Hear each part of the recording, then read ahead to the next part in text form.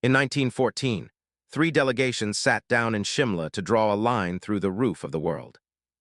British India was there, Tibet was there, and China was there reluctantly and not for long.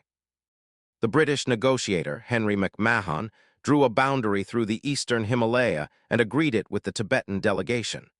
The Chinese representative initialed the wider agreement, but never the boundary line itself, and his government in Beijing disowned even that within weeks. China has never accepted the McMahon Line, not in 1914, not in 1962, not today. That is how this border started, as a line two parties agreed to and a third party walked away from. Half a century later, that walkout would help start a war. This is the story of the war that both China and India would rather forget happened, and the line it left behind that neither country has ever agreed on since.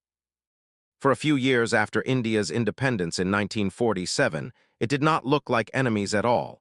It looked like friendship.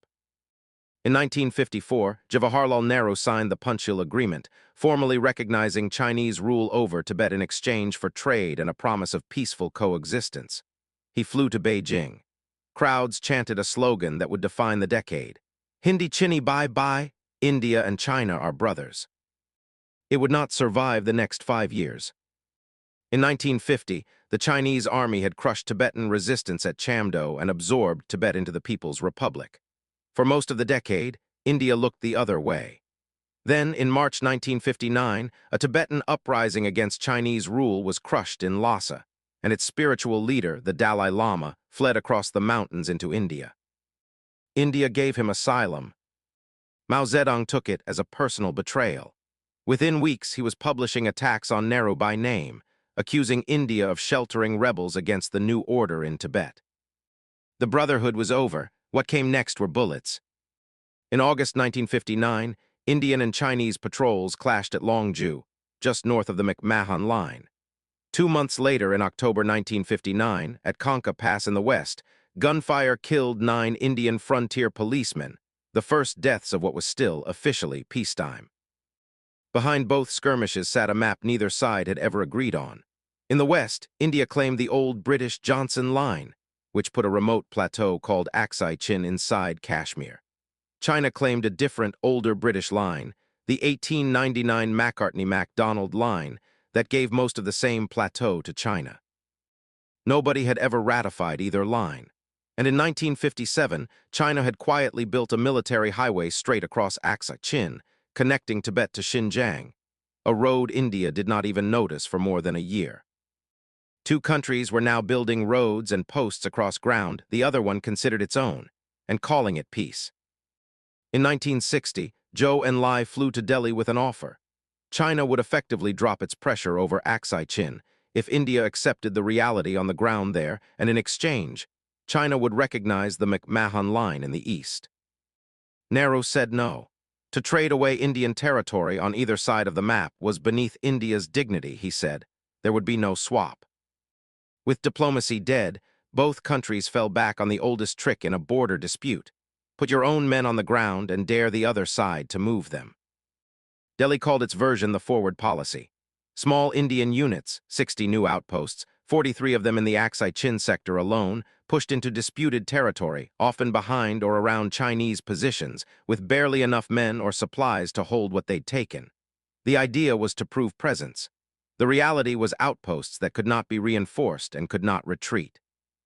In June 1962, one of those posts, Dola, went up north of the McMahon Line itself. In September 1962, around 60 Chinese soldiers occupied Tagla Ridge, the high ground above it. Nehru, under pressure at home to look strong, authorized his army to evict them by force if it came to that. On the 20th of September 1962, it came to that. Shots were fired on both sides. Nobody called it a war yet. They would not have to wait long. On the 18th of October 1962, China's leadership approved what it called a self-defensive counterattack. 2 days later, at dawn on the 20th of October 1962, the People's Liberation Army attacked along the entire frontier at once, in the high mountains of the east, and across the plateau of Aksai Chin in the west.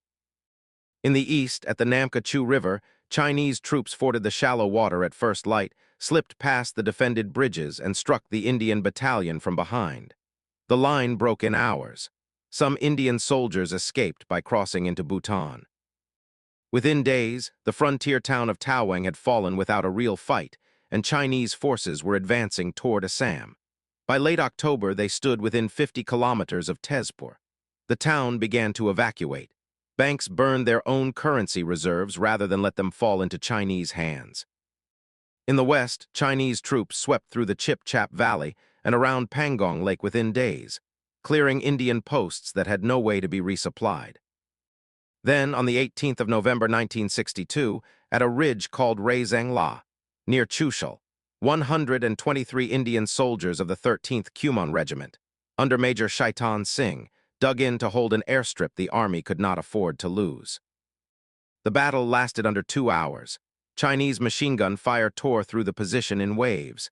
Nearly the entire company was killed or wounded. Major Singh died at his post. Chinese soldiers, by several accounts, gave the Indian dead a formal military funeral before withdrawing. It remains, to this day, one of the most remembered last stands in Indian military history, and one of the bloodiest afternoons of the entire war. 2 days later at Sela and Bamdilla, Chinese forces bypassed a heavily fortified Indian position by using a mountain trail nobody had defended, cutting off 10,000 Indian troops in one move. Bamdilla fell. The road toward the Assam plains lay open. By the 3rd week of November, India's army in the eastern sector had effectively collapsed.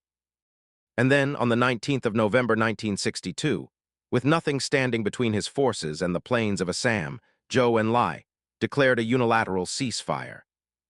China would stop fighting from the 21st of November 1962.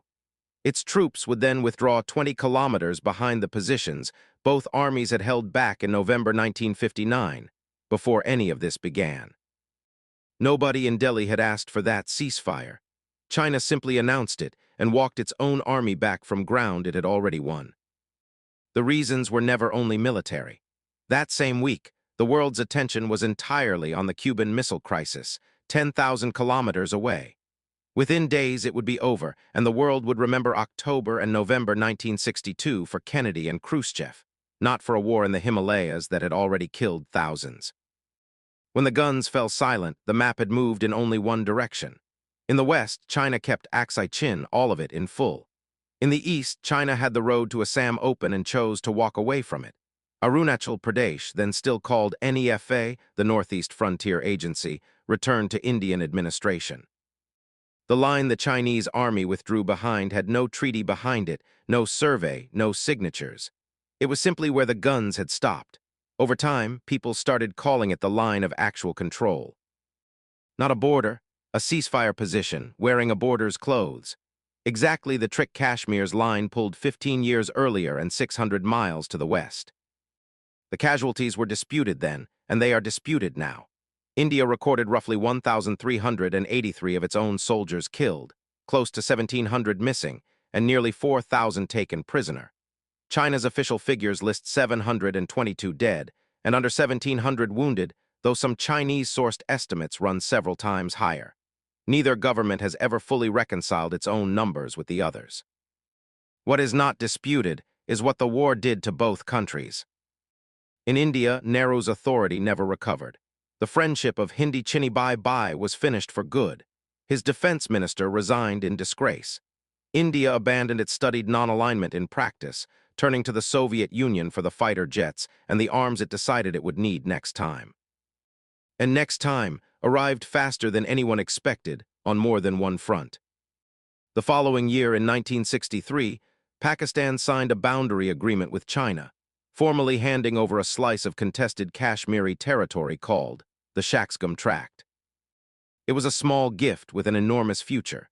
It is the foundation of the China-Pakistan relationship that today runs an economic corridor straight through the mountains India still calls its own. That corridor, and the China that holds Aksai Chin to this day, are two threads of the very story this channel has already told about Kashmir. If you haven't seen that story yet, it's on this channel. The border neither side ever quite settled, 600 miles to the west. And in 1965, watching India's humiliation, Pakistan decided the moment had come to try its own gamble in Kashmir. Operation Gibraltar and the Second Kashmir War followed within 3 years of this one ending with China. One border dispute had quietly armed the next. The line of actual control did not stay quiet either. In 1967, Indian and Chinese troops fought again at Nathu in Sikkim, briefer, smaller, and largely forgotten. For decades after that, an uneasy calm held patrol by patrol, incident by incident, along a line still without a map. Then, on the night of the 15th of June 2020, in the Galwan Valley in Ladakh, it broke again. Neither side used firearms, an old, unwritten understanding neither wanted to be first to abandon.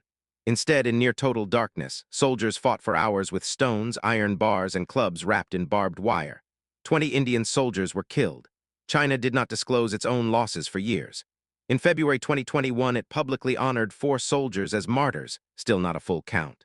The real toll remains undisclosed. U.S. intelligence puts it at around 35. It was the deadliest clash between the two armies since 1967, fought 58 years later, along a line that still exists nowhere on any sign map. Multiple rounds of disengagement followed. In October 2024, India's government announced disengagement complete at the 2 last friction points, Dipsang and Demchok. Complete disengagement of forward troops is not the same thing as an agreed border. Legally, the line stands exactly where the guns left it on the 21st of November 1962. Go back to the room in Shimla in 1914. 3 men at a table, drawing a border through mountains none of them would ever have to defend. One delegation initialed it and walked away. The other 2 called it settled. It was never settled. It produced a war in 1962 that decided nothing on paper and everything on the ground. One plateau lost for good, one province returned by choice, and a ceasefire line that has outlived every attempt to replace it with an actual border. It fed the next war in Kashmir within 3 years. It is still, 60-plus years on, an unresolved line that occasionally kills the soldiers standing on it. In 1967, in 2020, and in all likelihood again. The men who sat in that room in Shimla have been dead for nearly a century. The line they couldn't agree on is still there. Nobody has signed it yet. This isn't the only unresolved border this channel has covered. If Kashmir, or the deal that split the Middle East, or the partition that redrew a subcontinent, sound like your kind of history, they're right here on Antecedent History. If you want the next one of these the moment it's up, subscribe. There's a lot more of this coming.